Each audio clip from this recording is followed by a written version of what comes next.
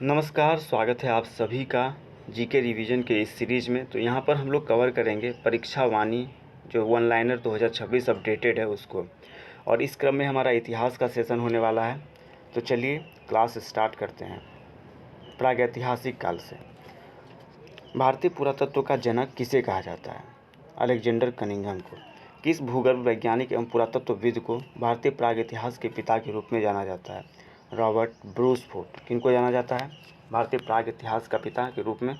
तो याद रखिए रॉबर्ट ब्रूसफुट को। रॉबर्ट ब्रूसफुट ने भारत में प्रथम पुरापाषाणिक उपकरण कहाँ से प्राप्त किए? तो इन्होंने रॉबर्ट ब्रूसफुट ने जो प्रथम पुरापाषाणिक उपकरण है ये पल्लवरम से प्राप्त किए। कहाँ से? पल्लवरम। पल्लवरम कहाँ पड़ता है? ये मद्रास के पास आपको स्थित है। ठीक है, चलिए नेक्स्ट देखिए। आमरी, मेहरगढ़, कोटदीजी व कालीबंगा, ये 4 जगहों के नाम यहाँ पर आपको दिए गए हैं और पूछ रहा है कि इनमें से किस एक पुरास्थल से पाषाण संस्कृति से लेकर हड़प्पा सभ्यता तक के सांस्कृतिक अवशेष प्राप्त हुए हैं। तो देखिए ये 4 जगहों में ये मेहरगढ़, ठीक है, मेहरगढ़ वो जगह है जहाँ से पाषाण संस्कृति से लेकर के हड़प्पा सभ्यता तक के सांस्कृतिक अवशेष प्राप्त हुए हैं। कहाँ से? तो मेहरगढ़ वो जगह है जहाँ से पाषाण संस्कृति से लेकर हड़प्पा सभ्यता तक के सांस्कृतिक अवशेष प्राप्त हुए हैं। नेक्स्ट है कोल्डिहवा, लुहरादेव, मेहरगढ़ और टोकवा में से कृषि के प्राचीनतम साक्ष्य प्राप्त हुए हैं। तो वो 4 जगहों में से वो कौन सा जगह है? तो लुहरादेव। ठीक है, लुहरादेव से जो है आपको कृषि के प्राचीनतम साक्ष्य प्राप्त हुए हैं और ये लुहरादेव ये उत्तर प्रदेश संत कबीर नगर जिला में आपको मिलता है। ओके, फिर दूसरा पॉइंट देखिए, ब्रह्मगिरी, बुर्जहोम, कोल्डिहवा और मेहरगढ़ में से वह स्थान जहाँ से कृषि के प्राचीनतम साक्ष्य प्राप्त हुए हैं। तो ये है आपका मेहरगढ़। देखिए यहाँ पर क्वेश्चन आपको सेम लग रहा हो, यहाँ पे थोड़ा सा इन दोनों प्रश्नों को ध्यान दीजिएगा। ये जो क्वेश्चन पूछा गया कोल्डिहवा, लुहरादेव, मेहरगढ़, टोकवा में से कृषि के प्राचीनतम साक्ष्य, और इस प्रश्न में भी वही पूछा गया है कृषि के प्राचीनतम साक्ष्य। तो यहाँ पर देखिए लुहरादेव और मेहरगढ़ दोनों है, लेकिन आंसर आपका लुहरादेव दिया गया है। लुहरादेव ये भारत के संदर्भ में, अगर मान लीजिए अगर दोनों में ऑप्शन अगर है तो ये लुहरादेव भारत के संदर्भ में पूछा होगा। ठीक है, और ये जो आपका पूछा गया है ये ऑल ओवर पूरे जो साइट है, ठीक है, उसको लेकर पूछा होगा। तो यहाँ पर ये ध्यान रखना है आपको थोड़ा सा। ठीक है, और नहीं तो अगर आपका दोनों ऑप्शन रहता है लुहरादेव और मेहरगढ़ तो दोनों आप शायद मार सकते हैं इस प्रकार से। चलिए नेक्स्ट हम लोग देखते हैं यहाँ पर A.H. Longhurst, Robert swell, James Burgess और वाल्टर इलियट भारतीय इतिहास में किस गतिविधि से जुड़े हैं? तो पुरातत्व उत्खनन से। तो याद रखिए इन सभी का नाम A.H. Longhurst, Robert swell, James Burgess और वाल्टर इलियट ये भारतीय इतिहास में किस गतिविधि से जुड़े हुए हैं? तो पुरातत्व उत्खनन से जुड़े हुए हैं। नेक्स्ट प्रश्न देखिए, मध्य प्रदेश के अब्दुल्लागंज रायसेन जिला में स्थित भीमबेटका गुफाओं के शैल चित्रों के प्रागैतिहासिक महत्व की खोज सर्वप्रथम किस भारतीय पुरातत्ववेत्ता ने किया? तो वो है B.S. वाकनकर 1957 में। ठीक है, मध्य प्रदेश के अब्दुल्लागंज रायसेन जिला में स्थित भीमबेटका गुफाओं के शैल चित्रों के प्रागैतिहासिक महत्व की खोज सर्वप्रथम किस भारतीय पुरातत्ववेत्ता ने किया? तो V.S. वाकनकर। तो इसको शॉर्ट में कैसे आप याद रख सकते हैं? देखिए ये जो प्रश्न है यहाँ पर डायरेक्ट याद रखिए। सबसे पहला पॉइंट कि जो भीमबेटका गुफा है ये कहाँ स्थित है? तो मध्य प्रदेश के अब्दुल्लागंज रायसेन जिला में है। भीमबेटका गुफा कहाँ पर है? तो ये मध्य प्रदेश के अब्दुल्लागंज रायसेन जिला में है, पहला पॉइंट। दूसरा पॉइंट याद रखिए, जो भीमबेटका गुफाओं का शैलचित्र के प्रागैतिहासिक महत्व, भीमबेटका गुफा में जो शैलचित्र है उसका खोज कौन किया सर्वप्रथम? तो खोज करने का श्रेय जाता है V.S. वाकनकर। भीमबेटका वाकनकर, ऐसे रिलेट करिए, भीमबेटका वाकनकर, भीमबेटका वाकनकर। ठीक है, और ये खोज जो है 1957 में की गई। अगला, खाद्यान्नों की कृषि सर्वप्रथम प्रारंभ हुई थी तो नवपाषाण काल, नियोलिथिक काल, नियोलिथिक एज में। ठीक है, तो खाद्यान्नों की कृषि सर्वप्रथम प्रारंभ हुई थी नवपाषाण काल में। खाद्यान्नों की कृषि सर्वप्रथम कब हुई थी? नवपाषाण काल में, नियोलिथिक एज में। खाद्यान्नों की जो कृषि सर्वप्रथम कब प्रारंभ हुई? नियोलिथिक एज यानी कि नवपाषाण काल में। ओके, चलिए, किस स्थल से मानव कंकाल के साथ कुत्ते का कंकाल भी सावधान से प्राप्त हुआ है? तो बुर्जहोम, जो कि आपके श्रीनगर में पड़ता है। तो यहाँ से आपका मानव कंकाल के साथ कुत्ते का कंकाल का भी समाधान प्राप्त हुआ है बुर्जहोम से। उत्खनित प्रमाणों के अनुसार आखेट एवं पशुपालन का प्रारंभ मध्य पाषाण काल में। ठीक है, मीसोलिथिक खाद्यान्नों की कृषि सर्वप्रथम प्रारंभ हुआ कब? नवपाषाण काल, नियोलिथिक, नवपाषाण काल, नियोलिथिक।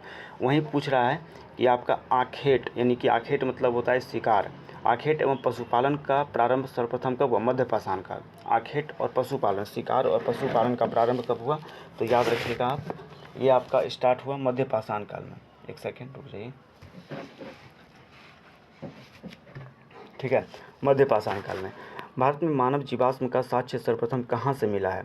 तो भारत में मानव जीवाश्म का जो साक्ष्य है यह सर्वप्रथम नर्मदा घाटी में अवस्थित हथनौरा से मिला है, जो कि मध्य प्रदेश के सीहोर में पड़ता है, ठीक है। चलिए नेक्स्ट देखिए, धौलावीरा, किले गुल मोहम्मद और कालीबंगा व मेहरगढ़ में से प्राचीनतम अस्थायी जीवन के प्रमाण मिले हैं। तो मेहरगढ़, तो यहाँ पे जगहों का नाम आपको 4 दे दिया गया है, धौलावीरा, किले गुल मोहम्मद, कालीबंगा व मेहरगढ़, ठीक है। ये 4 जगहों में से वैसा कौन सा जगह है जहाँ से प्राचीनतम अस्थायी जीवन के प्रमाण?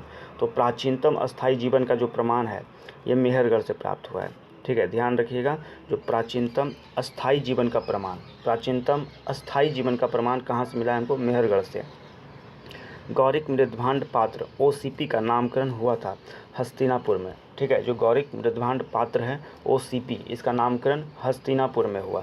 भारतीय पुरातत्व सर्वेक्षण के प्रथम महानिदेशक थे जॉन मार्शल। जो भारतीय पुरातत्व सर्वेक्षण के प्रथम महानिदेशक कौन थे? John Marshall. भारतीय पुरातत्व सर्वेक्षण एक संलग्न संगठन है संस्कृति मंत्रालय के अंतर्गत। जो भारतीय पुरातत्व सर्वेक्षण ये किस मंत्रालय के अंतर्गत आता है? तो संस्कृति मंत्रालय, ठीक है, संस्कृति मंत्रालय के अंतर्गत आता है। चलिए अगला देखिए, देश का सबसे बड़ा संग्रहालय कौन सा है? ठीक है, तो वो है देश का सबसे बड़ा संग्रहालय इंदिरा गांधी राष्ट्रीय मानव संग्रहालय। ये कहाँ है? भोपाल में। देश का जो सबसे बड़ा संग्रहालय है इंदिरा गांधी राष्ट्रीय मानव संग्रहालय, ये कहाँ पर है? भोपाल में है। चलिए नेक्स्ट है, ताम्रपाषाण काल में महाराष्ट्र के लोग मृतकों को घर के फर्श के नीचे किस तरह रखकर दफनाते थे? तो उत्तर से दक्षिण, ठीक है। ताम्रपाषाण काल, ठीक है, यानी चालकोलिथिक युग। ताम्रपाषाण काल यानी चालकोलिथिक युग में महाराष्ट्र के लोग मृतकों को घर के फर्श के नीचे किस मुँह करके दफनाते थे? तो उत्तर दक्षिण करके दफनाया जाता था, ठीक है। चलिए अगला हम लोग बढ़ते हैं, अगला पॉइंट देखिए, बृहत पाषाण या मेगालिथिक स्मारकों की पहचान की गई है। बृहत पाषाण या मेगालिथ स्मारकों की पहचान की गई है मृतक को दफनाने के स्थान के रूप में, ठीक है। बृहत पाषाण या मेगालिथिक स्मारकों की पहचान की गई है मृतक को दफनाने के स्थान के रूप में।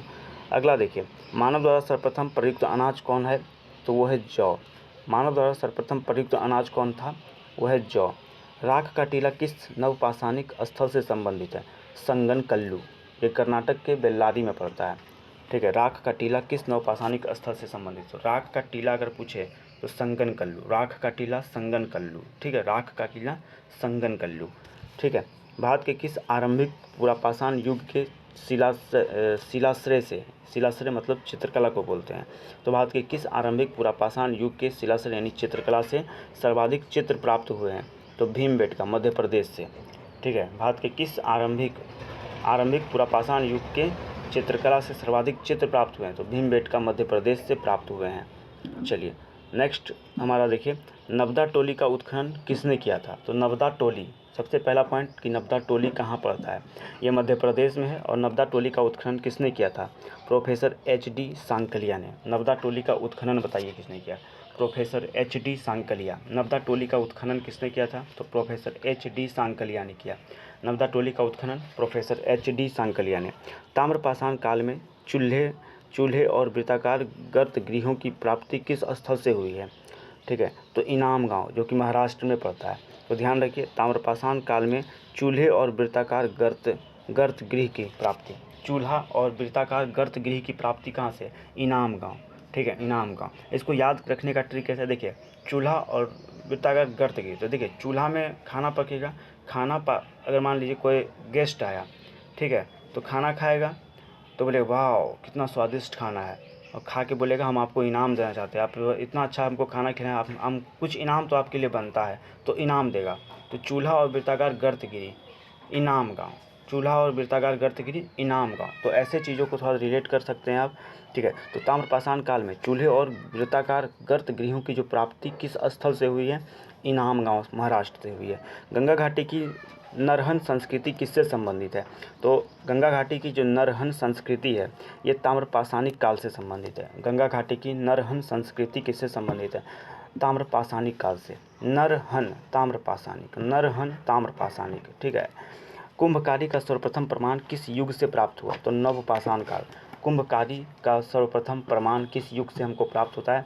नवपाषाण काल से। भारत में नवपाषाण काल का कौन सा स्थान था जहां बड़ी संख्या में हड्डी के औजार बने प्राप्त हुए हैं? तो बिहार में एक जगह चिरांद है, ठीक है।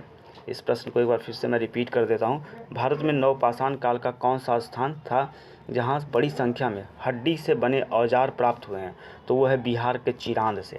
भारत में नवपाषाण काल का कौन सा स्थान, ठीक है, जहाँ से बड़ी संख्या में हड्डी के बने औजार, तो हड्डी के बड़ी संख्या में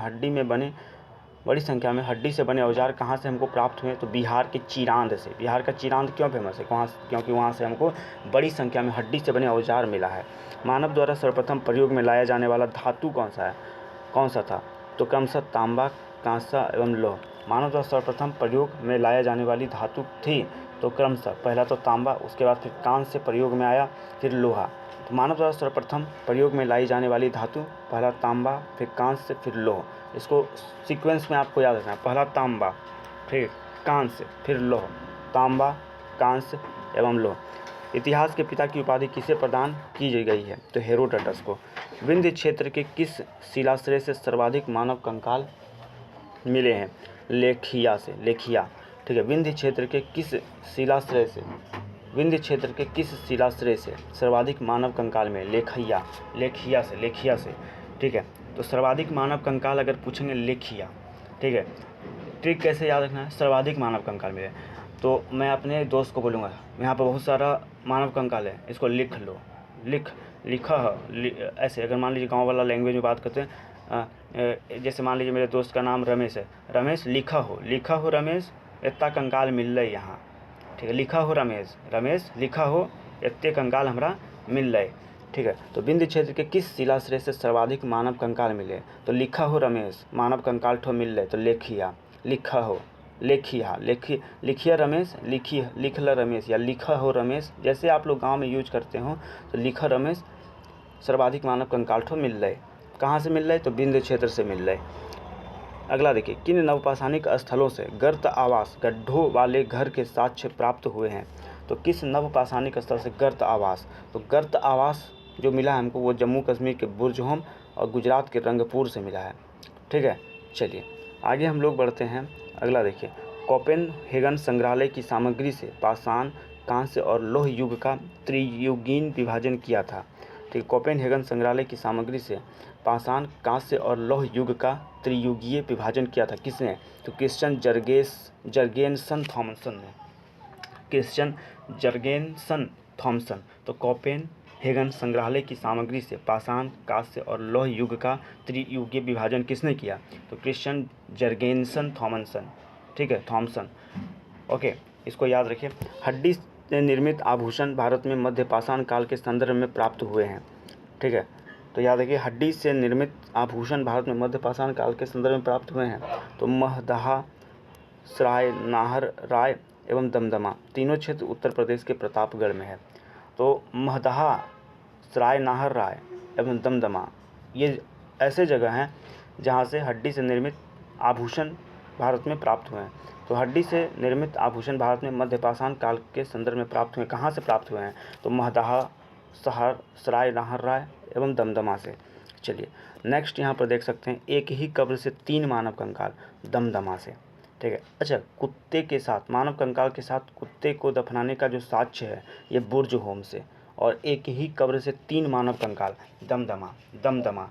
जैसे इसको कैसे याद रखिए, 3 मानव कंकाल देख के आप डर जाइएगा, दमदमा के भागिएगा, वहाँ से दमदमा के भागिएगा। तो एक ही कब्र से 3 मानव कंकाल, जैसे ही कंकाल देखेंगे दमदमा के क्या करेंगे? भाग जाएंगे। तो 3 मानव कंकाल दमदमा से मिला। किन स्थानों से मध्य पाषाण काल में पशुपालन के प्रमाण मिलते हैं? ठीक है, तो याद रखिए, पशुपालन के जो प्रमाण हैं बागौर एवं आदमगढ़ से। ठीक है, किन स्थानों से मध्यपाषाण काल में पशुपालन के प्रमाण मिलते हैं? तो राजस्थान में एक जगह है बागौर और मध्य प्रदेश का एक जगह है आदमगढ़। बागौर व आदमगढ़ से हमको मध्यपाषाण काल में पशुपालन के प्रमाण मिलते हैं। अधोलिखित सही सुमेलित करने के लिए यहाँ पर है, ये जो आपका पॉइंट दिया हुआ है ये सुमेलित ही है, यानी कि चंद्रकेतुगढ़। ठीक है, चंद्रकेतुगढ़ क्यों फेमस है? तो एक सेकेंड, तो चंद्रकेतुगढ़ क्यों फेमस है? क्योंकि टेराकोटा कला के लिए फेमस है। चंद्रकेतुगढ़ क्यों फेमस है, किस लिए ख्याति है इसका? चंद्रकेतुगढ़ का टेराकोटा कला के लिए। और गणेश्वर क्यों फेमस है? ताम्र कलाकृति के लिए। चंद्रकेतुगढ़ ये टेराकोटा कला के लिए फेमस है। चंद्रकेतुगढ़ जो है टेराकोटा कला के लिए फेमस है। जो चंद्रकेतुगढ़ है, चंद्रकेतुगढ़ टेराकोटा कला के लिए फेमस है। चंद्रकेतुगढ़ किस लिए फेमस है? तो याद रखिए टेराकोटा कला के लिए। गणेश्वर क्यों फेमस है? ताम्र कलाकृति के लिए। गणेश्वर जो है ताम्र कलाकृति के लिए फेमस है। चलिए अगला पॉइंट हम लोग देखते हैं। अधोलिखित सही सुमेलित है, यानी कि यहाँ पे जो तीनों पॉइंट दिया हुआ है ये तीनों सुमेलित है। ये जो सोहन या सोन नदी घाटी, ठीक है, या सोन नदी घाटी और भीमबेटका गुफा, इसका ये पूरा पाषाण काल से संबंधित है। सोन नदी घाटी का संबंध पूरा पाषाण काल से है। जो सोन नदी घाटी है, सोहन या सोन नदी घाटी और भीमबेटका गुफा, ये आपका पूरा पाषाण काल से संबंधित है, पूरा पाषाण काल का है ये। सोहन या सोन नदी घाटी या भीमबेटका गुफा ये पूरा पाषाण काल का है। फिर बुर्ज होम, ये नव पाषाण काल का है। बुर्ज होम याद रखिए, ये नव पाषाण काल से संबंधित है। जो बुर्ज होम है नव पाषाण काल से संबंधित। भीमबेटका गुफा पूरा पाषाण काल। सोन नदी घाटी पूरा पाषाण घाट। सोहन नदी घाटी पूरा पाषाण घाट। ठीक है, इसके अलावा आपको यहाँ पे ध्यान रखना है जो गिलुंद एवं आहड़, ठीक है, गिलुंद एवं आहड़ और बनास घाटी ये आपका ताम्र पाषाण काल से संबंधित है। बुर्ज होम अगर आपसे मैं पूछूं तो ये नव पाषाण काल से। सोहन या सोन नदी घाटी या भीमबेटका गुफा पूरा पाषाण काल से संबंधित है। और वही गिलुंद एवं आहड़ या बनास घाटी, गिलुंद एवं आहड़ बनास घाटी ताम्र पाषाण काल से संबंधित है। किससे संबंधित है? ताम्र पाषाण काल से संबंधित है। चलिए, केरल में स्थित मंगडू किस काल का पूरा स्थल है? तो मंगडू जो है ना ये महापाषाण काल का संबंध। केरल में स्थित जो मंगडू किस काल का पूरा स्थल है? मंगडू ये महापाषाण काल का स्थल है। मंगडू जो है ये महापाषाण काल यानी मेगालिथिक एज का ये स्थल है। मंगडू जो है किस काल का है? महापाषाण काल।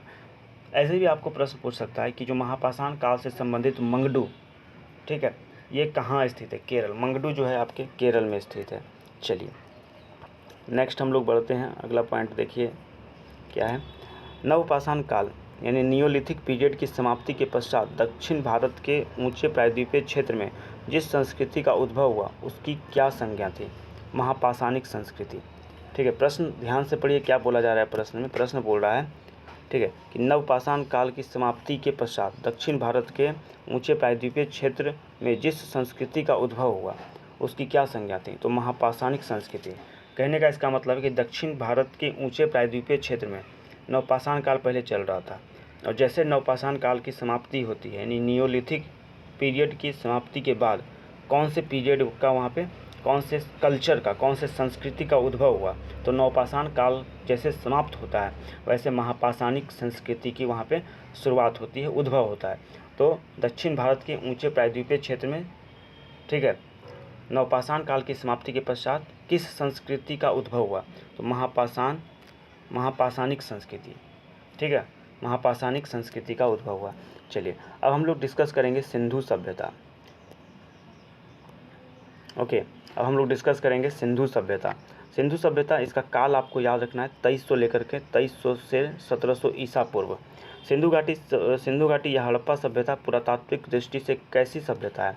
कांस्यकालीन सभ्यता है। याद रखिए, जो सिंधु घाटी या हड़प्पा सभ्यता ये पुरातात्विक दृष्टि से कैसी सभ्यता है? कांस्यकालीन सभ्यता। चनहूदड़ों के उत्खनन का निर्देशन किया था, ठीक है, J.H. मैके ने। चनहूदड़ों के उत्खनन का निर्देशन किसने किया था? J.H. मैके ने। चनहूदड़ों के उत्खनन का निर्देशन किसने किया था? J.H. मैके।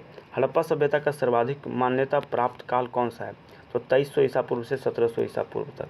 चलिए अगला देखिए, प्रथम नगरीय क्रांति की संज्ञा है हड़प्पा सभ्यता। प्रथम नगरीय क्रांति की संज्ञा हड़प्पा सभ्यता। सिंधु घाटी सभ्यता को आर्यों से पूर्व रखे जाने का महत्वपूर्ण कारण क्या है? मृद भांड। इंपॉर्टेंट प्रश्न ये आपके लिए हो सकता है, तो इसको थोड़ा ध्यान रखें अच्छे से। सिंधु घाटी सभ्यता को आर्यों से पूर्व रखे जाने का महत्वपूर्ण कारण, सिंधु घाटी सभ्यता को आर्यों से पूर्व रखे जाने का महत्वपूर्ण कारण है मृद भांड। सिंधु घाटी सभ्यता, ठीक है, और सिंधु घाटी सभ्यता का नामकरण जॉन मार्शल ने किया। तो सिंधु घाटी सभ्यता को आर्यों से पूर्व रखे जाने का महत्वपूर्ण कारण क्या है? मृद भांड है। भारत में चांदी की उपलब्धता के प्राचीनतम साक्ष्य मिलते हैं हड़प्पा संस्कृति से।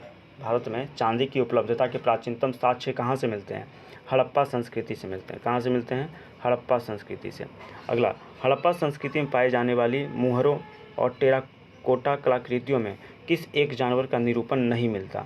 तो याद रखिए, गाय का निरूपण आपको मिलेगा आर्य सभ्यता में। हड़प्पा संस्कृति में पाई जाने वाली मुहर और टेराकोटा जितना भी देखिएगा उसमें आपको गाय का चित्रण नहीं मिलेगा, ठीक है। हड़प्पा में मिट्टी के बर्तनों पर सामान्यतः किस रंग का प्रयोग होता था? तो लाल। हड़प्पा में मिट्टी के बर्तनों पर सामान्य रूप से किस रंग का प्रयोग होता था? तो यह देखिए, लाल।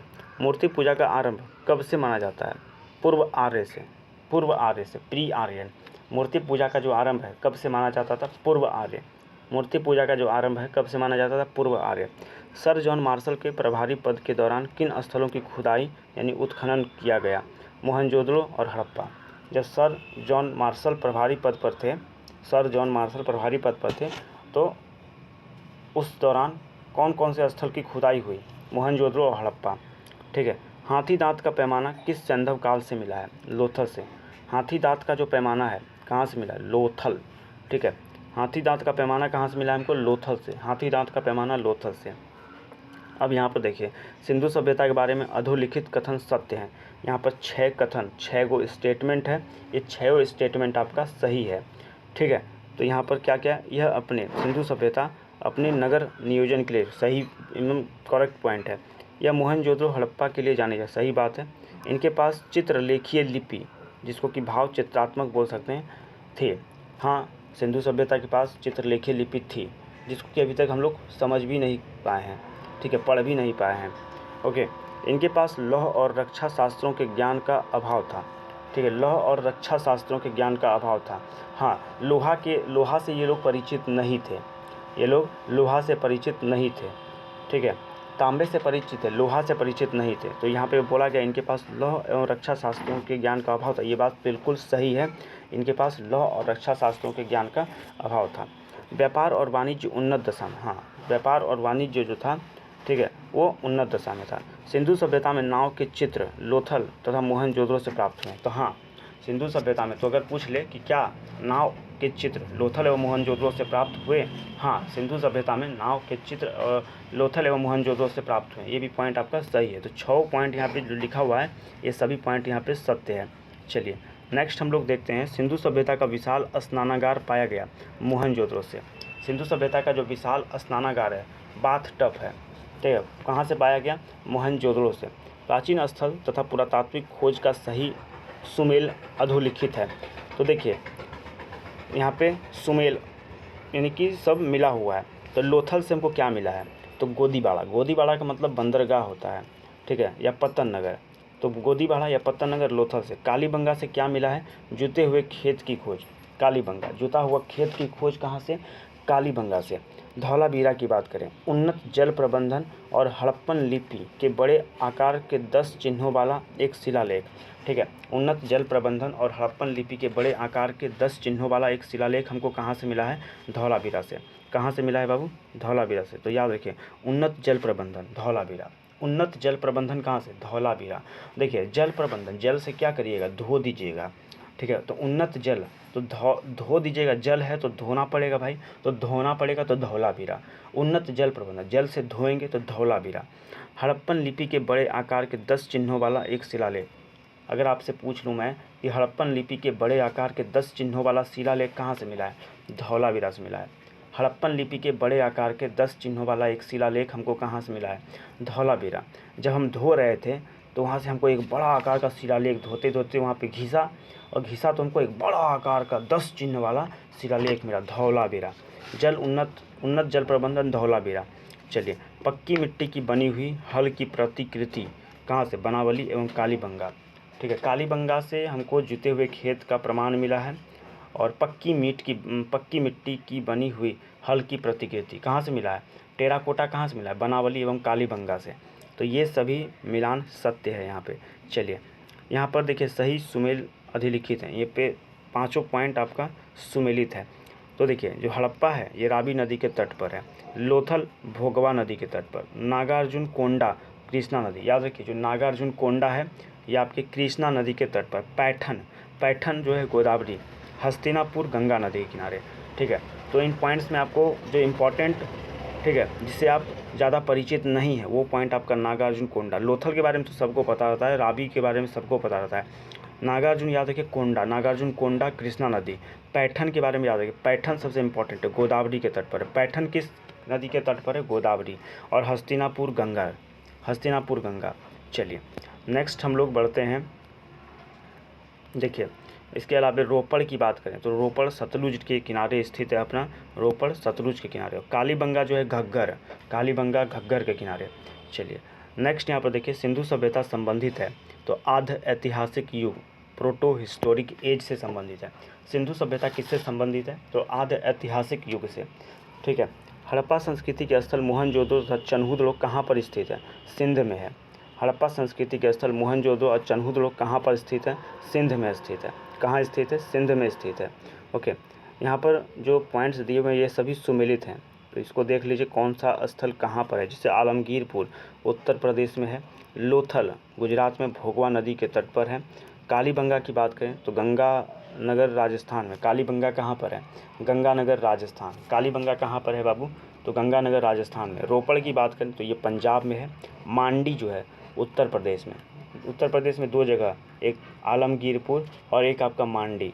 मांडी कहाँ पर है? उत्तर प्रदेश में। वनावली याद रखिएगा हरियाणा में है। और दधेरी कहाँ पर है? पंजाब में। दधेरी कहाँ पर है बाबू? पंजाब में है। ठीक है, नेक्स्ट देखिए भारत का सबसे बड़ा हड़प्पन पुरास्थल है। भारत का जो सबसे बड़ा हड़प्पन पुरास्थल राखीगढ़ी, जो राखीगढ़ी ये घग्गर नदी पर स्थित है। भारत का सबसे बड़ा हड़प्पन पुरास्थल कहाँ पर है? भारत का जो सबसे बड़ा हड़प्पन पुरास्थल ये राखीगढ़ी घग्गर नदी पर स्थित है। भारत का सबसे बड़ा हड़प्पन स्थल कौन है? राखीगढ़ी है।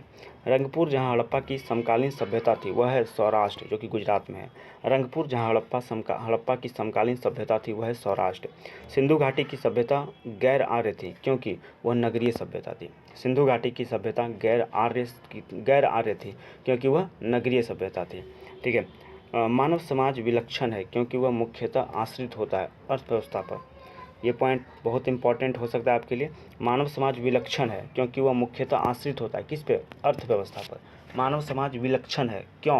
क्योंकि वह मुख्यतः अर्थव्यवस्था पर आश्रित होता है। हड़प्पा सभ्यता की उत्पत्ति के संदर्भ में निम्न जोड़े सही सुमेलित हैं। यहाँ पे नीचे जो 4 जोड़े दिए हुए हैं ये सभी सही सुमेलित हैं। तो चलिए एक बार से देख लेते हैं क्या है इन जोड़ों में। पहला EJH मैके, सुमेर से लोगों का पलायन। ठीक है, तो सुमेर से लोगों का पलायन, ये बात किसने कहा? EJH मैके ने। JH मैके, सुमेर से लोगों का पलायन, ये बात किसने कहा? JH मैके ने। फिर हड़प्पा सभ्यता का विकास रावी नदी के क्षेत्र में हुआ, ये M रफ़ीक मुगल ने कहा। ठीक है, हड़प्पा सभ्यता का विकास रावी नदी क्षेत्र में हुआ, ये बात किसने कहा? M रफ़ीक मुगल ने। हड़प्पा सभ्यता का विकास रावी नदी के क्षेत्र में हुआ, किसने कहा? M रफ़ीक मुगल ने। पश्चिमी एशिया से सभ्यता के विचार का प्रवर्सन हुआ, पश्चिमी एशिया से सभ्यता के विचार का प्रवर्सन हुआ, ये मार्टिमर व्हीलर ने कहा। मार्टिमर व्हीलर ने। हड़प्पा सभ्यता का उद्भव पूर्व हड़प्पा सभ्यता की परिपक्वता के परिणाम स्वरूप हुआ, ये अमलानंद घोष ने कहा। हड़प्पा सभ्यता का उद्भव पूर्व हड़प्पा सभ्यता की परिपक्वता के परिणाम स्वरूप हुआ, ये अमलानंद घोष ने कहा। सुमेर से लोगों का पलायन किसने कहा? JH मैके ने। हड़प्पा सभ्यता का विकास रावी नदी क्षेत्र में रफ़ीक मुगल, हड़प्पा सभ्यता का विकास रावी नदी के क्षेत्र में हुआ, रफ़ीक मुगल साहब ने कहा। पश्चिमी एशिया से सभ्यता के विचार का प्रवर्सन हुआ, पश्चिमी एशिया से सभ्यता के विचार का प्रवर्सन, ये किनका मानना है? मार्टिमर व्हीलर का। पश्चिमी एशिया से सभ्यता के विचार का प्रवर्सन हुआ, किसने कहा? मार्टिमर व्हीलर ने। हड़प्पा सभ्यता का उद्भव पूर्व हड़प्पा सभ्यता की परिपक्वता के परिणाम स्वरूप हुआ, अमलानंद घोष ने कहा। किसने कहा? अमलानंद घोष। चलिए अगला देखिए, सिंधु घाटी के निवासियों की सभ्यता को जानने के मूल स्रोत क्या है? पुरातात्विक खुदाई से प्राप्त मोहर। सिंधु घाटी के निवासियों की सभ्यता को जानने का मूल स्रोत हमको क्या है? पुरातात्विक खुदाई से प्राप्त मोहर ठीक है। लेखन कला की उचित प्रणाली विकसित करने वाली सर्वप्रथम प्राचीन सभ्यता कौन सी थी? सुमेरिया। प्रथम लिपि आविष्कर्ता के रूप में किनको जानते हैं? सुमेरिया को। लेखन कला की उचित प्रणाली विकसित करने वाली सर्वप्रथम प्राचीन सभ्यता कौन थी? सुमेरिया। कौन थी? सुमेरिया थी। ठीक है। चलिए, सैंधवकालीन प्रमुख आयातित वस्तुएं एक दृष्टि में हम लोग यहाँ पर देख लेते हैं। आयात की जाने वाली वस्तु प्राप्ति स्थल, जैसे सोना कहाँ से हम लोग मंगवाते थे? ठीक है, तो सोना, एक सेकेंड, आयातित वस्तु, सोना का आयात कहाँ से किया जाता था? तो सोना का जो आयात है ये अफ़गानिस्तान, फारस, ठीक है, कर्नाटक के कोलार की खान से। तो सोना कहाँ कहाँ से आयात होता था? तो अफ़गानिस्तान से, फारस से, कर्नाटक के कोलार की खान से। चांदी की बात करें तो ईरान और अफ़गानिस्तान से। चांदी का जो आयात होता था ईरान और अफ़गानिस्तान से होता था। चांदी का आयात कहाँ से करते थे? ईरान और अफ़गानिस्तान। तांबा का आयात बलूचिस्तान और खेतड़ी। तांबा का जो आयात है ये बलूचिस्तान और खेतड़ी से होता था। तांबा का आयात कहाँ से होता था? बलूचिस्तान और खेतड़ी से। फिर बात करें टीन का जो आयात होता था ये अफ़गानिस्तान और ईरान से। टीन का जो आयात होता था अफ़गानिस्तान और ईरान। टीन का आयात मुख्य रूप से अफ़गानिस्तान और फिर ईरान, याद रखें। लाजवर्द मणि, नील रत्न, ठीक है, लाजवर्द मणि ये अफ़गानिस्तान के बदखसा से मंगाते थे और मेसोपोटामिया से। लाजवर्द मणि कहाँ से मंगाया जाता था? बदखसा और मेसोपोटामिया। लाजवर्द मणि, बदखसा और मेसोपोटामिया। फिरोजा की बात करें तो ये ईरान से मंगाया जाता था। फिरोजा कहाँ से? ईरान से।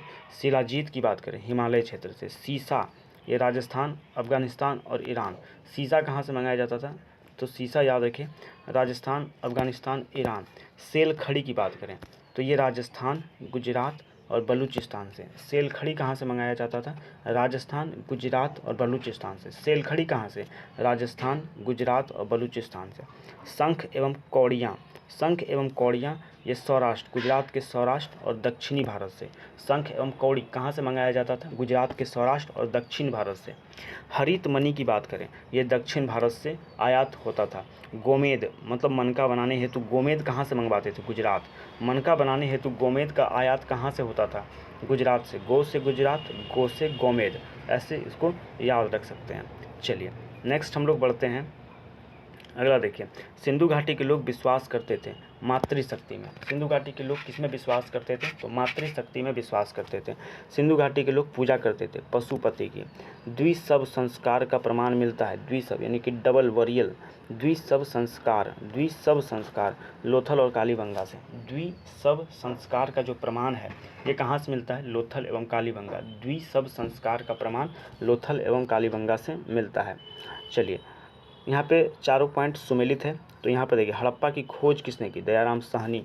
लोथल की खोज किसने की? SR राव ने। सुरकोतदा या सुरकोतदा की खोज JP जोशी। ठीक है। धौलावीरा की खोज RA विष्ट ने की। ठीक है। तो चारों को एकदम रट जाइए, एकदम मुंह पे रहना चाहिए। देखिए, हड़प्पा सभी को याद रखता है, दयाराम साहनी। लोथल का याद रखिए, ठीक है, SR राव। लोथल SR राव। लोथल की खोज SR राव। SR राव साहब ने लोथल की खोज। SR राव। सुरकोतदा की खोज किसने की? JP जोशी। जोश में आके कोड़ दिए, जोश में आके कोट दिए, जोश में आके कूट दिए। सुरकोटदा। सुर में आके एकदम जोश में आया तो सुर में आ गया एकदम, और सुर में आया तो खूब कोट दिए। ठीक है। तो JP जोशी ने कोट दिया, सुर में आके कोट दिया। सुर में आके कोट दिया किसने? जोशी जी ने। JP जोशी सुरकोटदा। ठीक है। RS विष्ट ने। धौलावीरा की खोज किसने? RS विष्ट। धौलावीरा विष्ट साहब ने क्या किया? खूब धोया। ठीक है। विष्ट साहब ने धोया, खूब धोया। तो धौलावीरा धोया, खूब धोया किसने? विष्ट साहब ने खूब धोया। ठीक है, विष्ट साहब ने खूब धोया। चलिए अगला हम लोग बढ़ते हैं। हड़प्पा का उत्खनन करने वाला प्रथम पुरातत्वविद जो इसके महत्व को नहीं समझ पाया था? Alexander Cunningham. हड़प्पा का उत्खनन करने वाला प्रथम पुरातत्वविद जो इसके महत्व को नहीं समझ पाया था? Alexander Cunningham. हड़प्पा का उत्खनन करने वाला प्रथम पुरातत्वविद जो इसके महत्व को नहीं समझ पाया था? Alexander Cunningham. प्रश्न क्या पूछा? हड़प्पा का उत्खनन करने वाला प्रथम पुरातत्व जो इसके महत्व को नहीं समझ पाया? कनिंघम साहब। सिंधु सभ्यता को खोज निकालने में किन दो भारतीयों का नाम जुड़ा है? एक तो राखाल दास बैनर्जी और दयाराम साहनी का। अगला, घग्गर और उसकी सहायक नदियों की घाटी में अवस्थित है बनावली। तो जो बनावली है यह घग्गर और उसकी सहायक नदियों की घाटी में है। घग्गर कहाँ, बनावली कहाँ स्थित है? बनावली किन घाटियों में, किन नदी के घाटियों में अवस्थित है? तो घग्गर और उसकी सहायक नदियों की घाटी में बनावली है, घग्गर और उसकी सहायक नदियों की घाटी में। चलिए, सिंधु सभ्यता का पूर्वी सीमांत स्थल आलमगीरपुर किस नदी के तट पर? तो हिंडन नदी के किनारे स्थित है। चलिए, यहाँ पे कथन ए और कारण आर दिया हुआ है, तो यहाँ पर देखिए ए तथा आर दोनों सही है, किंतु आर सही स्पष्टीकरण नहीं है। ठीक है, तो बोल रहा है कि मोहनजोदड़ो तथा हड़प्पा नगर अब विलुप्त हो गए हैं। ठीक है, ये बात सही है। वह खुदाई के दौरान प्रकट हुए, ये भी बात सही है। लेकिन विलुप्त होने और खुदाई के दौरान प्रकट होने, इनका कोई तुल नहीं। दोनों पॉइंट तो सही है, लेकिन दोनों का तुक नहीं बैठा, इसलिए स्पष्टीकरण हम इसको नहीं कर सकते हैं। मोहनजोदड़ो तथा हड़प्पा नगर अब विलुप्त हो गए, ये बात सही है। वह खुदाई के दौरान प्रकट हुए, ये भी बात सही है। लेकिन ये जो है आर, ये दोनों सही है, किंतु आर सही स्पष्टीकरण नहीं है ए का। ठीक है, इस पॉइंट को आप ध्यान रखिए। हड़प्पन संस्कृति के संदर्भ में शैलकृत स्थापत्य के प्रमाण कहाँ से मिलते हैं? तो गुजरात के कच्छ धौलावीरा से। हड़प्पन संस्कृति के संदर्भ में शैलकृत स्थापत्य, यहाँ पे पॉइंट को ध्यान दीजिए, शैलकृत स्थापत्य का प्रमाण, शैलकृत स्थापत्य का प्रमाण कहाँ से मिलता है? धौलावीरा से। शैलकृत स्थापत्य का प्रमाण कहाँ से मिलता है? धौलावीरा। शैलकृत स्थापत्य का प्रमाण कहाँ से मिलता है? धौलावीरा। धौलावीरा। शैलकृत स्थापत्य का प्रमाण कहाँ से मिला? धौलावीरा। अब हम लोग देखते हैं अधोलिखित कथन। देखिए, यहाँ पे जो चारों स्टेटमेंट है, ये चारों आपका सही है। पहला स्टेटमेंट क्या बोला जा रहा है? मोहनजोदड़ो, हड़प्पा, रोपड़ एवं कालीबंगा सिंधु घाटी सभ्यता के प्रमुख स्थल। सही बात है। हड़प्पा के लोगों ने सड़कों तथा नालियों के जाल के साथ नियोजित शहरों का विकास, ये भी सही है। सर्वप्रथम कांस्य का प्रयोग सिंधु सभ्यता में किया गया था, ये भी बात सही है। अगर लोहा बोलता कि सर्वप्रथम लोहा का प्रयोग, तो ये बात गलत हो जाता। लोहा का नहीं हुआ था सिंधु सभ्यता में। वो आर्य सभ्यता में जब आप पढ़िएगा तो वहाँ पे आपको लोहा का उपयोग मिलेगा। तांबा, चांदी, तांबा, स्वर्ण, चांदी एवं लोहा में हड़प्पाकालीन स्थलों में अभी तक लौह धातु की प्राप्ति नहीं हुई। देखिए, ये पॉइंट यहाँ लिखा हुआ भी है, तो ये चीज़ ध्यान रखिए। चारों पॉइंट आपका सही है। चलिए, अगला देखते हैं। आम, पीपल, पारिजात एवं साल में से सिंधु सभ्यता की मुहरों में किस वृक्ष की आकृति मिलती है? पीपल की। देखिए, यहाँ पे 4 पेड़ का नाम आपको दिया हुआ है। ठीक है, 4 वृक्षों का नाम दिया हुआ है, आम, पीपल, पारिजात और साल। तो सिंधु सभ्यता की जो मुहरें हैं, उनमें से ऐसा कौन सा वृक्ष है जो कि उस मुहर में अंकित है? तो याद रखिए, वो है पीपल। ठीक है, जो पीपल वृक्ष है, ये सिंधु सभ्यता के मुहर पे अंकित है। धौलावीरा, कालीबंगा, राखीगढ़ी तथा रोपन में से कौन सा प्राचीन नगर अपने उन्नत जल संचयन और प्रबंधन प्रणाली के प्रसिद्ध है, जहां बांधों की श्रृंखला का निर्माण किया गया था और संबद्ध जलाशयों में से नहर के माध्यम से जल को प्रवाहित किया जाता था? तो धौलावीरा। ठीक है, तो याद रखिए, यहाँ पे धौलावीरा, कालीबंगा, राखीगढ़ी और रोपन में से वैसा कौन सा जगह है जहाँ से उन्नत जल संचयन, ऊपर भी इस चीज़ को हम लोग पढ़ चुके हैं, उन्नत जल संचयन और प्रबंधन प्रणाली। धौलावीरा, धोएं कि उन्नत तरीक़ा से जल से धो रहे हैं तो धो डाला। ठीक है, तो ऊपर भी अभी इसको डिस्कस कर चुके हैं। चलिए, धौलावीरा को याद रखना है आपको। ओके। सर्वप्रथम वस्त्रों के लिए कपास की खेती करने का साक्ष्य मोहनजोदड़ो, सिंध से हमको प्राप्त होता है। सर्वप्रथम वस्त्रों के लिए कपास की खेती करने का साक्ष्य कहाँ से मिला है? मोहनजोदड़ो से। सर्वप्रथम वस्त्रों के लिए कपास की खेती करने के साक्ष्य कहाँ से मिले हैं? तो कपास की खेती करने का साक्ष्य हमको मोहनजोदड़ो से। किस स्थान पर सिंधु घाटी सभ्यता से संबंधित विख्यात वृषभ मृदा प्राप्त हुई थी? तो मोहनजोदड़ो से। मृन पट्टिका पर उत्कीर्ण सिंह युक्त देवता की आकृति प्राप्त हुई थी? कालीबंगा से। मृन पट्टिका पर उत्कीर्ण सिंह युक्त देवता, मृन पट्टिका पर उत्कीर्ण सिंह युक्त देवता की आकृति कहाँ से प्राप्त हुई? कालीबंगा से। मृन पट्टिका पर उत्कीर्ण जो सिंह युक्त देवता की आकृति है, सिंह युक्त देवता की आकृति कालीबंगा से। चलिए, किस पशु का अंकन हड़प्पा की मोहरों पर नहीं मिलता? तो ऊपर हम लोग देख चुके हैं। तो गाय नॉर्मल याद रखिएगा, तो वहाँ पे आप ऑप्शन मार सकते हैं। तो तीनों याद रखिए, घोड़ा का भी अंकन नहीं है, गाय एवं ऊँट। तो याद रखिए, हड़प्पा की मोहरों पर किन पशुओं का अंकन नहीं है? तो घोड़ा, गाय, ऊँट, इनका अंकन नहीं है। किस पदार्थ का उपयोग हड़प्पा काल की मुद्राओं के निर्माण में मुख्य रूप से किया गया था? सेल खड़ी का। ठीक है, सेल खड़ी का। किन पदार्थ का उपयोग हड़प्पा काल की मुद्राओं के निर्माण में मुख्य रूप से किया गया? सेल खड़ी का उपयोग किया गया। चलिए, नेक्स्ट हम लोग यहाँ पर देखते हैं। अगला देखिए, एक सेकेंड।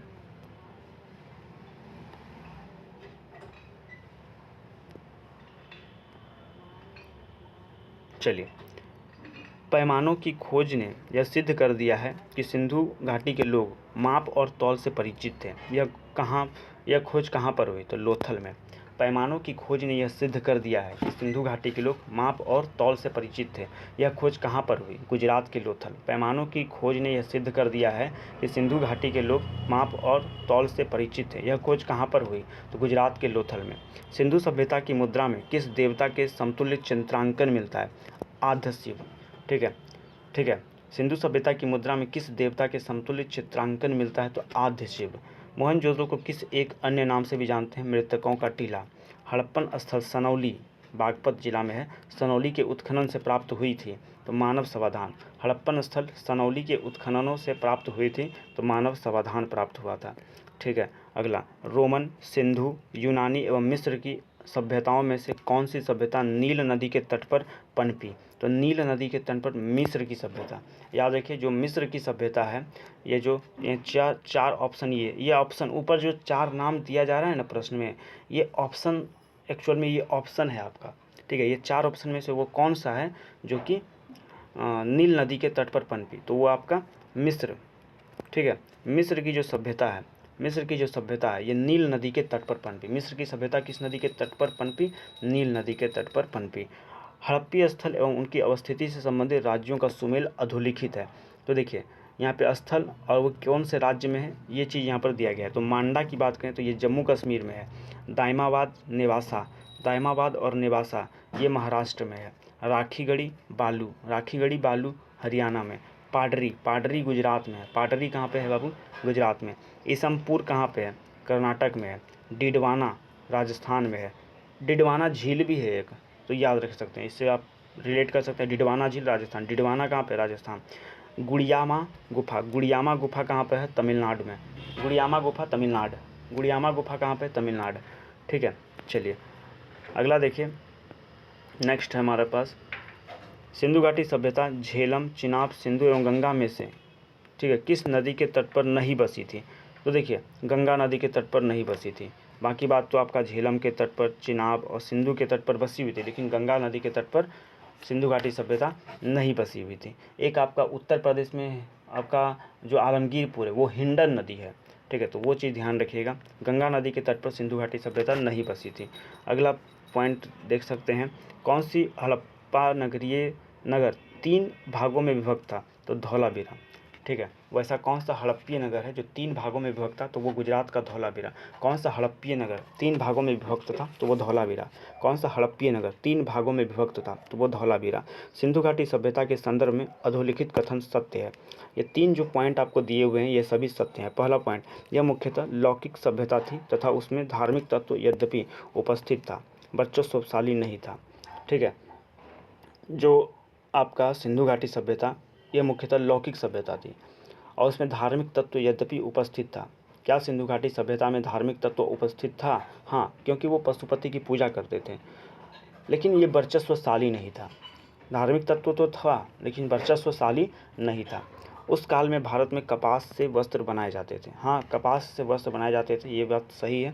ठीक है, भारत में लेखन कला का प्रारंभिक साक्ष्य 3000 वर्ष पूर्व सिंधु सभ्यता में से मिलता है। भारत में लेखन कला का जो प्रारंभिक साक्ष्य है ये हमको कहाँ से मिलता है? तो 3000 वर्ष पूर्व सिंधु सभ्यता से मिलता है।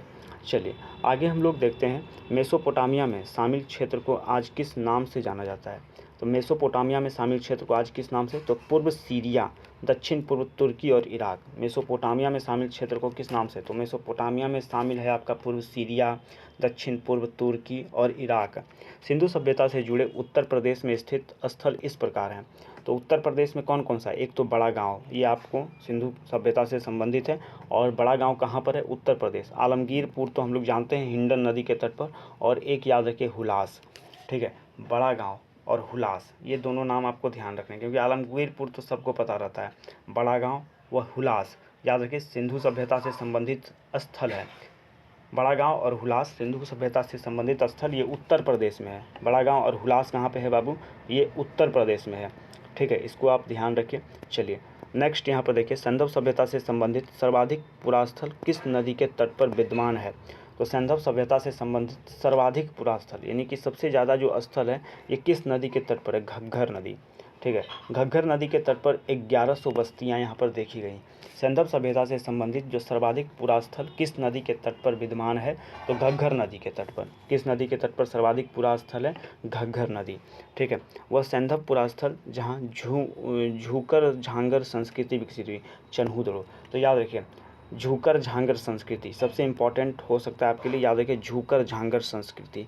तो झूकर झांगर संस्कृति ये आपके चन्हूदड़ो में विकसित हुई। झूकर झांगर संस्कृति कहाँ विकसित हुई? चन्हूदड़ो, चन्हूदड़ो में। झूकर झांगर संस्कृति कहाँ पर बाबू? चन्हूदड़ो में। अधोलिखित सभ्यताओं का उत्तर से दक्षिण जो है क्रम पूछ रहा है। तो उत्तर से दक्षिण जब क्रम देखेंगे तो सबसे नॉर्थ में हमको एजटेक मिलेगा, फिर उससे थोड़ा ऊपर जाएंगे तो माया, फिर ऊपर जाएंगे तो मुइस्का, और फिर सबसे साउथ में, सबसे दक्षिण में जो है इंका मिलेगा, एजटेक नॉर्थ में, ठीक है। उत्तर से दक्षिण जाने के क्रम में हमको, उत्तर से दक्षिण जाने के क्रम में, ठीक है, सबसे टॉप पे क्या मिलेगा? एजटेक। फिर उससे नीचे आएंगे माया, माया से नीचे जरा सा आएंगे मुइस्का से नीचे इंका, ठीक है। और जब दक्षिण से उत्तर जाएंगे तो सबसे नीचे कौन मिलेगा? इंका, फिर मुइस्का, फिर सबसे ऊपर एजटेक। ऐसे आप इसको याद रखें, उत्तर से दक्षिण भी याद कर लीजिए, दक्षिण से उत्तर भी याद कर लीजिए। चलिए अगला हम लोग देखते हैं 2018 के IIT खड़गपुर के अध्ययन दल की रिपोर्ट के अनुसार लगातार कितने वर्षों तक नाक के बराबर वर्षा का होना सिंधु घाटी सभ्यता के पतन का कारण रहा था? तो 900 वर्ष। 2018 के 2018 के IIT खड़गपुर के अध्ययन दल की रिपोर्ट के अनुसार लगातार कितने वर्ष तक ना के बराबर वर्षा का होना सिंधु घाटी सभ्यता के पतन का कारण रहा? तो 900 वर्ष लगातार वर्षा नहीं हुआ, चलिए, जिससे उसका पतन हो गया, ठीक है। सही सुमेल अधोलिखित हैं, यानी कि ये सभी सुमेलित हैं। हस्तिनापुर, इसका उत्खनन बीबी लाल ने किया, बीबी लाल। हस्तिनापुर बीबी लाल। हस्तिनापुर की जो धरती है वो लाल लहूलुहान है, इसलिए खोज बीबी लाल ने किया। तक्षशिला की जो खोज है, तक्षशिला का उत्खनन जॉन मार्शल ने। तक्षशिला का उत्खनन किसने किया? John Marshall. तक्षशिला का उत्खनन किसने किया? John Marshall. और कौसाम्बी का उत्खनन किसने किया? MG मजूमदार। कौसाम्बी MG मजूमदार। हस्तिनापुर बोलेगा बीबी लाल, तक्षशिला जॉन मार्शल, और कौसाम्बी का उत्खनन किसने किया? MG मजूमदार ने। अगला पॉइंट देखें, चन्हूदड़ो, कोटदीजी, सोहगोरा व डेसलपुर में से कौन सा हड़प्पा स्थल नहीं है? तो याद रखिए, चन्हूदड़ो तो है, कोटदीजी भी है, ठीक है, और डेसलपुर भी है। सोहगोरा जो है ये हड़प्पा स्थल नहीं है, सोहगोरा याद रखें हड़प्पा स्थल नहीं है। चलिए आगे हम लोग बढ़ते हैं। अब यहाँ पर देख सकते हैं प्रमुख हड़प्पाकालीन स्थल एक दृष्टि में। चलिए आइए फटाफट से हम लोग इसको कंप्लीट करते हैं हड़प्पाकालीन स्थल को। तो पहला देखिए, पहला पॉइंट आपके सामने हड़प्पा।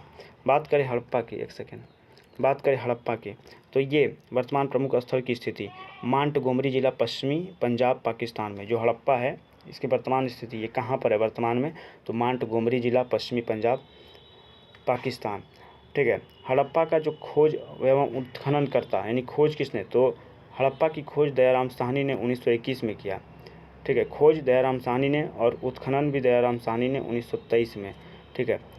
और फिर माधव व स्वरूप वत्स का भी योगदान है, ठीक है, और मार्टिमर व्हीलर का भी योगदान है, ठीक। और हड़प्पा ये रावी नदी के तट पर है, सबसे इम्पॉर्टेंट पॉइंट। इसके बारे में क्या क्या आपको ध्यान रखना है, यहाँ से आपको श्रमिक आवास ध्यान रखिए जो हड़प्पा से है, हड़प्पा से श्रमिक आवास, अन्नागार, तांबे की इक्का गाड़ी, ठीक है, पारदर्शी वस्त्र पहने हुए एक मूर्ति, गरुड़ चित्र मुद्रा, मछुआरों का चित्र, शंख बैल और कांस्य दर्पण, पत्थर की नटराज की मूर्ति। तो ध्यान रखिए, अगर आपसे पूछ लूँ मैं कि तांबे की इक्का गाड़ी, ये पूछा गया है, तांबे की इक्का गाड़ी कहाँ से? हड़प्पा से मिला है। तांबे की इक्का गाड़ी कहाँ से मिला है? हड़प्पा से, ठीक है। तांबे की इक्का गाड़ी कहाँ से मिला है? तो याद रखिए हड़प्पा से। फिर पारदर्शी वस्त्र पहने हुए एक मूर्ति, पारदर्शी वस्त्र पहना हुआ एक मूर्ति हमको कहाँ से मिला है? हड़प्पा। पारदर्शी वस्त्र पहने हुए एक मूर्ति कहाँ से? हड़प्पा से। गरुड़ चित्रित मुद्रा, गरुड़ चित्रित मुद्रा हमको हड़प्पा से मिला है। मछुआरे का चित्र कहाँ से मिला है? हड़प्पा से। मछुआरे का चित्र हड़प्पा से। शंख बैल्ठो हड़प्पा से मिला है। कांस्य दर्पण हड़प्पा से। पत्थर की नटराज की मूर्ति हड़प्पा से मिला है। तो ये सभी पॉइंट्स आपको यहाँ पे ध्यान रखना है। फिर बात करेंगे हम लोग मोहनजोदड़ो। मोहनजोदड़ो ये कहाँ पड़ता है? तो ये लरकाना ज़िला, सिंध प्रांत, पाकिस्तान में। और मोहनजोदड़ो की जो खोज है, मोहनजोदड़ो की खोज किसके द्वारा की गई? तो खोज राखाल दास बनर्जी द्वारा 1922 में, और उत्खनन राखाल दास बनर्जी एवं जॉन मार्शल ने मिलकर किया। ठीक है। और जो मोहनजोदड़ो है ये सिंधु नदी के तट पर, हड़प्पा याद है कि राबी, हड़प्पा राबी, ठीक है, और मोहनजोदड़ो सिंधु नदी के तट पर है।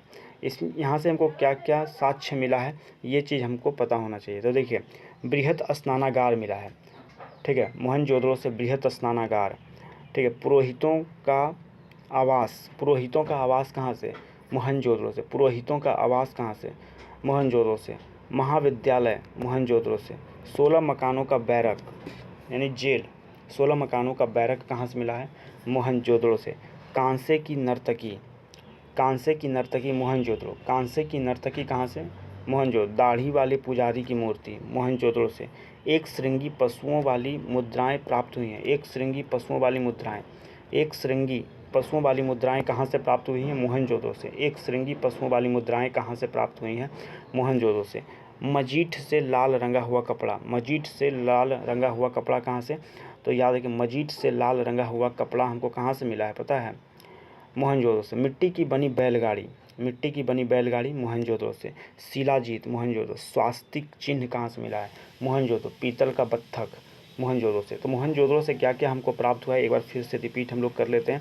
तो बृहत स्नानागार मोहनजोदड़ो, पुरोहितों का आवास मोहनजोदड़ो, महाविद्यालय मोहनजोदड़ो, 16 मकानों का बैरक मोहनजोदड़ो, कांसे की नर्तकी मोहनजोदड़ो, दाढ़ी वाला पुजारी मोहनजोदड़ो से, दाढ़ी वाला पुजारी का मूर्ति मोहनजोदड़ो से। एक श्रृंगी पशुओं वाली मुद्राएं प्राप्त हुई, ये सबसे इम्पॉर्टेंट है।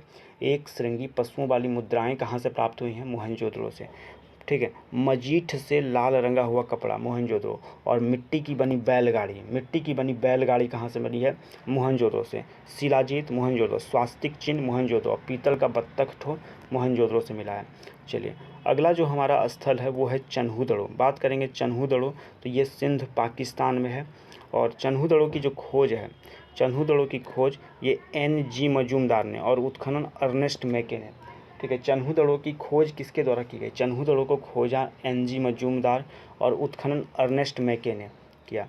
चन्हूदड़ो का उत्खनन किसने? अर्नेस्ट मैके, और ये सिंधु नदी के किनारे है। मोहनजोदड़ो भी आपका सिंधु नदी के किनारे है। अब यहाँ से साक्ष्य क्या क्या मिला है चन्हूदड़ो से, इस चीज़ को हम लोग जानते हैं। तो देखिए, जो चन्हूदड़ो है, मनके बनाने का कारखाना चन्हूदड़ो से। बिल्ली का पीछा करते हुए कुत्ते का साक्ष्य, बार बार पूछा जाता है कि बिल्ली का पीछा करते हुए कुत्ते का साक्ष्य कहाँ से? चन्हूदड़ो से।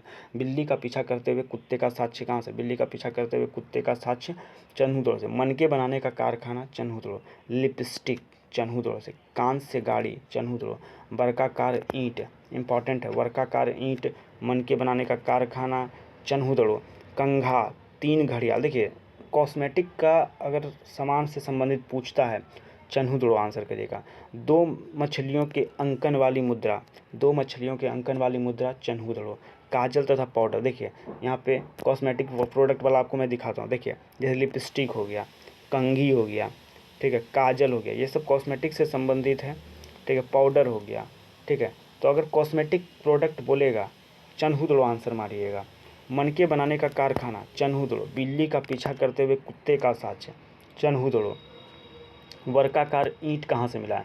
चन्हूदड़ो से। वर्गाकार ईंट कहाँ से हमको मिला है बाबू? तो चन्हूदड़ो से मिला है, ठीक है। 2 मछलियों के अंकन वाली मुद्रा चन्हूदड़ो से हमको प्राप्त हुआ है।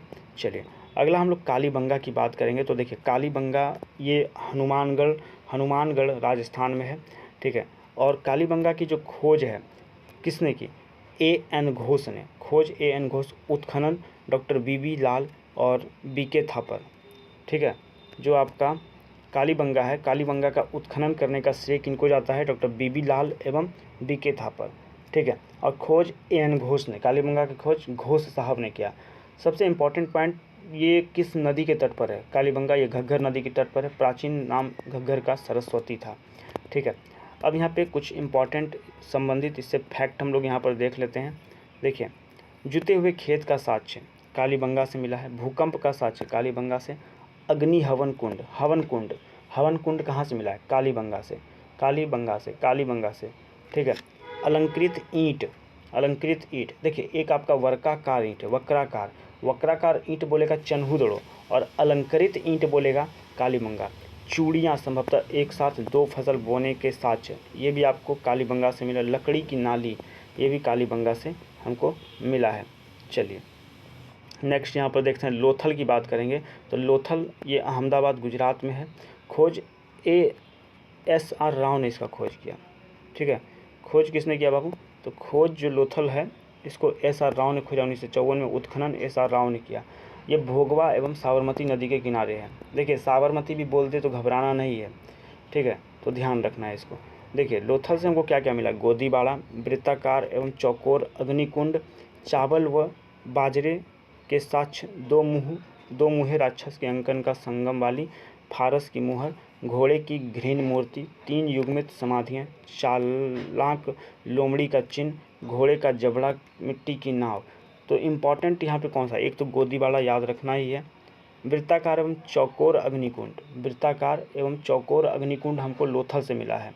चावल व बाजरे के साक्ष्य कहाँ से मिला है? लोथल से। घोड़े की मृण मूर्ति, घोड़े की मृण मूर्ति कहाँ से?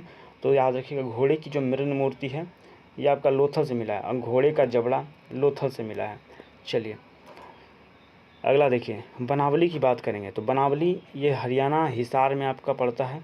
और सबसे इम्पॉर्टेंट पॉइंट जो बनावली को लेकर है, इसका खोज बनावली का किसने? बनावली को बिष्ट साहब ने खोजा और उत्खनन भी बिष्ट साहब ने किया। और बनावली ये घग्गर सरस्वती नदी के तट पर है। ठीक है, और बनावली से क्या क्या मिला है? तो मिट्टी का हल मिला है, खिलौना। मिट्टी का हल कहाँ से? बनावली से। सड़कों पर बैलगाड़ी के पहिए का साक्ष्य, उत्तम जौ और नारी मृण मूर्ति, ये सभी हमको कहाँ से मिला है? ये सभी हमको बनावली से मिला है। ठीक है, अगला हम लोग बात करेंगे राखी गढ़ी का। तो देखिए राखी गढ़ी की बात करें तो राखी गढ़ी ये जिंद हरियाणा में है। ठीक है, राखी गढ़ी कहाँ पर है? तो राखी गढ़ी, एक सेकेंड, राखी गढ़ी कहाँ पर है? राखी गढ़ी ये जिंद हरियाणा में है। राखी गढ़ी का खोज किसने किया? सूरज भान ने। और उत्खनन अमरेंद्र नाथ ने किया। राखी गढ़ी घग्गर नदी के तट पर है। और राखी गढ़ी से क्या क्या मिला है? तो ताम्र उपकरण, मिट्टी के साथ का नमूना और हड़प्पा लिपि युक्त मुद्रा प्राप्त हुई है। तो ताम्र उपकरण कहाँ से? राखी गढ़ी से। मिट्टी के रथ का नमूना राखी गढ़ी से। और हड़प्पा लिपि युक्त मुद्रा प्राप्त हुई है राखी गढ़ी से। हड़प्पा लिपि युक्त मुद्रा कहाँ से मिला है? राखी गढ़ी। हड़प्पा लिपि युक्त मुद्रा प्राप्त हुआ है हमको कहाँ से? तो राखी गढ़ी से। चलिए अगला रोपड़ की बात करते हैं। तो रोपड़ ये पंजाब रूपनगर में है। खोज बीबी लाल ने किया और उत्खनन यज्ञदत्त शर्मा ने किया। रोपड़ का उत्खनन यज्ञदत्त शर्मा ने। और ये सतलज नदी के किनारे है। तांबे की कुल्हाड़ी कहाँ से मिला है? रोपड़ से। तांबे की कुल्हाड़ी रोपड़ से। मानव के साथ कुत्ता दफनाने का साक्ष्य रोपड़ से। ठीक है, चंद्रगुप्त द्वितीय के स्वर्ण का साक्ष्य, चंद्रगुप्त द्वितीय के स्वर्ण सिक्के का साक्ष्य रोपड़ से प्राप्त हुआ है। रंगपुर की बात करें तो ये गुजरात के काठियावाड़ में है। और रंगपुर की खोज SR राव ने की। रंगपुर ये भादर नदी के किनारे, रंगपुर भादर नदी के किनारे है। रंगपुर से संबंधित याद रखिएगा, यहाँ से धान की भूसी सबसे इम्पॉर्टेंट है। धान की भूसी हमको रंगपुर से मिला है। इसके अलावा ज्वार बाजरा का साक्ष्य मिला है। 3 संस्कृतियों के अवशेष, नालियाँ, कच्ची ईंट का दुर्ग, ये सब हमको रंगपुर से मिला है। सुरकोटदा की बात करें, ये गुजरात कच्छ में है। और खोज इसका जगपति जोशी ने किया। सरस्वती नदी के किनारे है ये सुरकोटदा। यहाँ से कलश समाधान, घोड़े की हड्डी और तराजू का पलड़ा। सबसे इम्पॉर्टेंट याद रखिए, जो तराजू का पलड़ा है, तराजू का पलड़ा कहाँ से मिला है? तो ये आपके सुरकोटदा से मिला है। मांडा जम्मू कश्मीर में है। खोज जगपति जोशी और मधुबाला ने किया। मांडा चिनाब नदी के किनारे है। और यहाँ से याद रखिए मुहर के साक्ष्य, हड्डी के वानाग्र यानी कि तीर मिला है। और चर्ट ब्लेड, इसको आप याद रख सकते हैं। चलिए फिर हम बात करेंगे आलमगीरपुर की। तो आलमगीरपुर ये उत्तर प्रदेश मेरठ में है। खोज भारत सेवक समाज ने इसको खोजा और उत्खनन यज्ञदत्त शर्मा ने। हिंडन नदी के किनारे है ये। और मृद भांडों पर रंगीन चित्रकारी यहाँ पे मिला है। मृद भांडों पर रंगीन चित्रकारी के साक्ष्य आलमगीरपुर से। मृद भांडों पर रंगीन चित्रकारी के साक्ष्य कहाँ से मिला है? आलमगीरपुर। मृद भांडों पर रंगीन चित्रकारी का साक्ष्य हमको कहाँ से मिला बाबू? तो आलमगीरपुर से मिला है। कहाँ से मिला? आलमगीरपुर से मिला। अब सुतकांगे डोर, एक देखिए सुतकोटदा अलग है, सुतकांगे डोर अलग है, जो कि बलूचिस्तान पाकिस्तान में पड़ता है। खोज आरिड स्टाइन ने इसको खोजा और सूतकांगेडोर ये दशक या दशमक नदी के किनारे है। इससे संबंधित साक्ष्य को क्या क्या पॉइंट याद रखने हैं? 3 संस्कृतियों के साक्ष्य कहाँ? सूतकांगेडोर से। 3 संस्कृतियों के साक्ष्य कहाँ से मिले हैं? सूतकांगेडोर से। 3 संस्कृतियों के साक्ष्य कहाँ से मिले हैं? सूतकांगेडोर। सूतकांगेडोर, देखिए इसको याद कैसे रखिए, जैसे हम सूतकांगेडोर जब प्रोनाउंशिएट करते हैं तो सूतकांगेडोर 3 बार में इसको बोलते हैं सूतकांगेडोर। तो 3 संस्कृति 3 बार बोलते हैं, इसलिए 3 संस्कृति का साक्ष्य सूतकांगेडोर, ऐसे याद रख सकते हैं। फिर प्राकृतिक चट्टान पर अवस्थित मानव अस्थि राख से भरा हुआ बर्तन और बेबीलोन से व्यापार का साक्ष्य और बंदरगाह, ये सभी हमको सूतकांगेडोर से प्राप्त हुआ है। फिर बात करेंगे सोतकाकोह, ये पेरिन बलूचिस्तान में है, ठीक है। खोज इसका जॉर्ज एल डेल्फस आदि कोर नदी के किनारे है। 2 टीले व मिर्धान के साक्ष्य यहाँ पे मिले हैं। कोट दीजी जो कि सिंध पाकिस्तान में है, खोज इसका धुर्रिये ने किया और उत्खनन फजल अहमद खान ने। सिंधु के कोट दीजी जो है सिंधु, सबसे इंपॉर्टेंट इसमें याद रखिए कोट दीजी को लेकर सिंधु नदी के किनारे है। और फैक्ट में इसका क्या याद रख सकते हैं? किलेबंदी का साक्ष्य यहीं से मिलता है। किलेबंदी का साक्ष्य कोट दीजी से, किलेबंदी का साक्ष्य पूछा गया ये क्वेश्चन, तो किलेबंदी का साक्ष्य हमको कहाँ से मिलता है? कोट दीजी। किलेबंदी का साक्ष्य कहाँ से मिला है हमको? कोट दीजी से मिला है। चलिए, किलेबंदी का साक्ष्य कहाँ से मिला है? कोट दीजी से मिला है। ओके।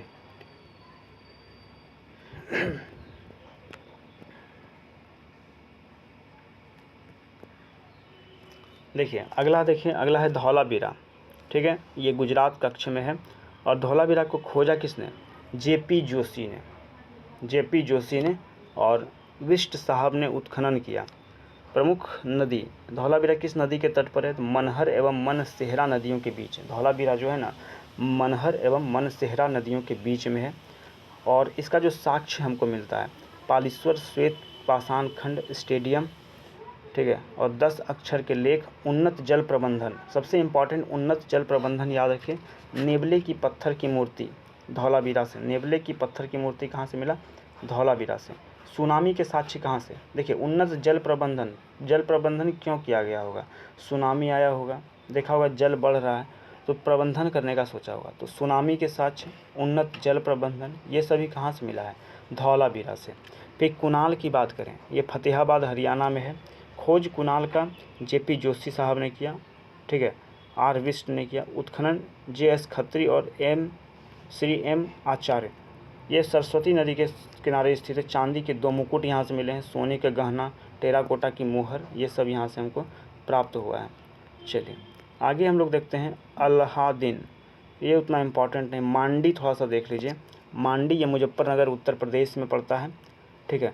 कोमल आनंद, याद रखिए मांडी कहाँ पर है? उत्तर प्रदेश, मुजफ्फरनगर। कोमल आनंद ने खोज किया, ठीक है। एक खेत से भारी मात्रा में सोने के छल्ले यहाँ से प्राप्त हुए। तो पूछेगा एक खेत से भारी मात्रा में सोने के छल्ले कहाँ से मिले? मांडी से मिले हैं। हुलाम की बात करें तो हुलास, ये उत्तर प्रदेश सहारनपुर में पड़ता है, हुलास। और धान की खेती का साक्ष्य कहाँ से मिला है? तो याद रखिए उत्तर प्रदेश के हुलास से। सनौली, ये उत्तर प्रदेश के बागपत में है। और 125 मानव समाधान, याद रखिए जो सनौली है, सनौली से 125 मानव समाधान, 3 शवों वाला कब्र और तांबे के ढेर एवं 2 ताम्र तलवार कहाँ से मिला है? सनौली से। फिर देसलपुर से क्या मिला है? देसलपुर सबसे पहले याद रखिए गुजरात में है। केबी सौंदर राजन ने इसको खोजा। गाड़ियों के पहिए, तांबे की छुरियाँ, ये सब याद रखिए। बाड़ा, ये रोपड़ पंजाब से यज्ञदत्त शर्मा ने खोजा इसको। चलिए इतना आपको यहाँ पे ध्यान रखना है। अब यहाँ पे प्रश्न थोड़ा सा देख लीजिए। सूची 1 को सूची इस प्रकार, दोनों देखिए सुमेलित है यहाँ पर, ठीक है। तांबे की इक्का गाड़ी ऊपर हम लोग देख चुके हैं, हड़प्पा से मिला। तांबे की इक्का गाड़ी कहाँ से मिला? हड़प्पा से। कांसे की नर्तकी मोहनजोदड़ो से प्राप्त हुआ। मनके का कारखाना चन्हूदड़ो से। मिट्टी का हल बनावली से। हड़प्पा लिपि युक्त मुद्रा राखीगढ़ी से। हड़प्पा लिपि युक्त मुद्रा कहाँ से मिला है हमको? तो राखीगढ़ी से मिला है। मृद भांडों पर रंगीन चित्रकारी आलमगीरपुर। और किलेबंदी का साक्ष्य कोटदीजी। ये सभी जो पॉइंट्स हैं, ये सातों पॉइंट को एकदम घोल कर पी जाइए। अगर स्टेटमेंट वाइज क्वेश्चन पूछता है कथन निष्कर्ष वाला, तो वहाँ पे आपको काफ़ी हेल्प करेगा, ठीक है। चलिए एक बार फिर से इसको रिपीट कर देते हैं हम लोग। पहला, तांबे की इक्का गाड़ी कहाँ से? हड़प्पा से। तांबे की इक्का गाड़ी हड़प्पा से। कांसे की नर्तकी मोहनजोदड़ो, मनके का कारखाना चन्हुदड़ो से, मिट्टी का हल कहाँ से, बनावली से, हड़प्पा लिपि युक्त मुद्रा राखीगढ़ी, हड़प्पा लिपि युक्त मुद्रा कहाँ से, राखीगढ़ी, ठीक है। मृदभांड पर रंगीन चित्रकारी आलमगीरपुर, और किलेबंदी का साक्ष्य कोटदीजी, किलेबंदी का साक्ष्य कहाँ से मिला है, कोटदीजी से मिला है। इसके अलावा आप ये प्रश्न याद रखिए, स्वास्तिक प्रतीक का प्राचीनतम संदर्भ हड़प्पा काल से, मोहनजोदड़ो से प्राप्त मुहरों में स्वास्तिक चिन्ह का हमको प्रयोग दिखता है, ठीक है। चलिए इसको हम लोग यहीं पर रहने देते हैं, फिर अगला जो हम लोग सेशन करेंगे उसमें हम लोग वैदिक संस्कृति से स्टार्ट करेंगे। ओके, चलिए मिलते हैं अगले सेशन में, तब तक के लिए जय हिंद।